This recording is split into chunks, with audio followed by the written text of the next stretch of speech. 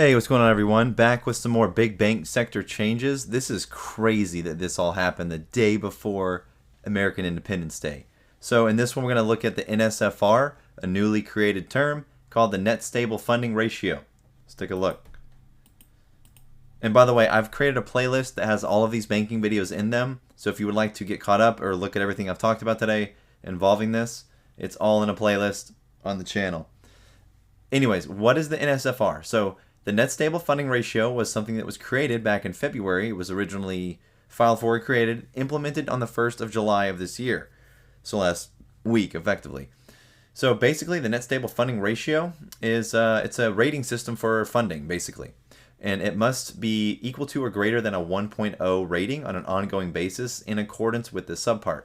Calculation of the net stable funding ratio is calculated by the ASF, which is the percentage chance that the funding will still be available in 1 year's time. Closer to 0, the less reliable. Closer to 100, the more reliable. So you got ASF factor taking into account the reliability of the funding source. Then you have the RSF. The RSF of 100% means that the asset or exposure needs to be entirely financed or is illiquid. So we have a reliability rating for the ASF and we have a liquidity rating for the RSF. The closer to 0 an RSF factor is, means it's fully liquid and unencumbered, which encumbered is a term we went over last time. Just means a stock that is not tied up in anything. Unencumbered, just like Skyrim. If you have too much armor on, you can't walk fast. It's the same thing.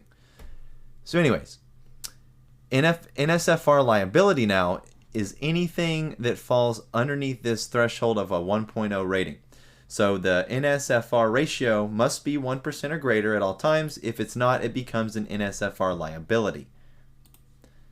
Now, once it becomes an NSFR liability, it would be in the shortfall category. And if this happens, this is what would have to take place. A. Notification requirements. A board-regulated institution must notify the board no later than 10 business days or such other period as the board may otherwise require by written notice, following the date that any event has occurred that would cause or has caused the board-regulated institution's net stable funding ratio, or basically its reliability and liquidity ratio, to be less than 1.0 as required under 249.100. Now, the liquidity plan.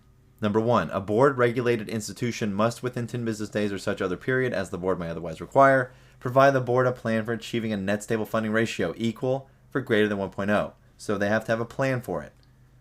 The board-regulated institution has or should have provided notice pursuant to 249.110A that the board-regulated institution's net stable funding ratio is or will become less than 1.0 as required under this section. The board-regulated institution's reports or disclosures to the board indicate that the board-regulated institution's net stable funding ratio is less than 1.0 as required under 249.100.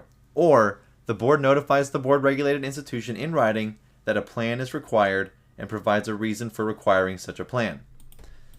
Now, Section 2. The plan must include, as applicable, an assessment of the board-regulated institution's liquidity profile. That is amazing.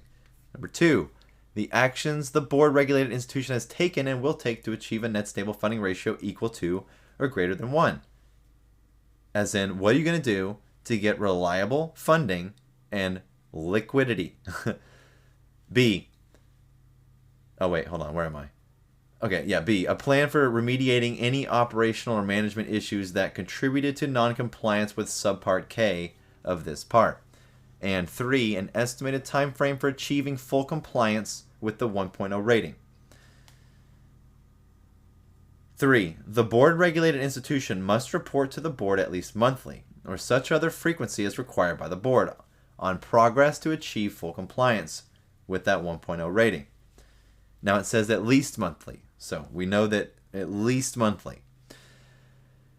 C. Supervisory and enforcement actions. The board may, at its discretion, take additional supervisory or enforcement actions to address non-compliance with the minimum net stable funding ratio and other requirements of subparts K. So it's saying if you can't get your collateral and your liquidity, or your funding and your liquidity up to par, we're going to take non-compliance action against you. This is amazing that this is all happening this weekend. So again, February 11th was when this came out. It was effective July 1st. Yeah, I mean, I think this is some of the best stuff that I've seen come out since this all has started. So little do we know, it's been in the works since February. So this is the core of it all, right? And it's changing before our eyes. Most of it is already implemented. There is some of them that are not quite yet implemented that are going to be implemented later, like August 1st timeframe. But as far as the disclosure requirements, the NSFR, the shortfalls, all of that is ready to go next week. Let's do it!